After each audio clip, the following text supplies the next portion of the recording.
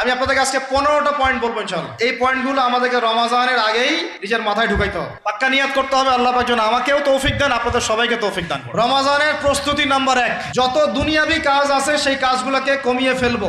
যাতে রমজান মাসে আমাকে বেশি বাইরে দুনিয়াবি প্রয়োজনের বাইরে বের হইতে না। যদি সামর্থ্য থাকে রমাদান এবং ঈদের বাজার করে রাখতে পারেন, সামর্থ্য নাই তাহলে সেটা আলাদা বিষয়। 2 নাম্বার, রমাজানের আমরা সবাই 30টা সওম রাখবো বলে নিয়াত করি, আল্লাহ পাক তৌফিক দান করেন, আমিন। কিন্তু রোজা রাখার মতো রোজা রাখতে হবে। এটা কেন বললাম, কেন বললেন ভাই? উত্তর দিচ্ছি। উপোস থাকা, না খেয়ে থাকা আর সওম রাখা এক জিনিস নয়। হাদিসের মধ্যে নবীজি বলেছেন যে ব্যক্তি রোজা রেখে অন্যায় কাজ ছাড়তে পারলো না, অশ্লীলতা ছাড়তে পারলো না, মিথ্যা ছাড়তে পারলো না, বেহায়াপনা ছাড়তে পারলো না, তার না খেয়ে থাকায়, পানি না পান করায় আল্লাহর কিচ্ছু যায় আসে না। মানে রোজা মানে হচ্ছে আমি আল্লাহ পাকের সমস্ত নিষেধ ছেড়ে দিব। 3 নাম্বার, এটা আমার নিজস্ব একটা পরামর্শ আর কি। 3 নাম্বার হচ্ছে রোজা রাখার জন্য আমাদের সাহারি করতে হয়, ইফতার করতে হয়। এই তো আল্লাহর ওয়াস্তে সাহারি এবং ইফতারে মুসলমানের মতো খাবার খাবেন, জানোয়ারের মতো খাবার খাবেন। মানে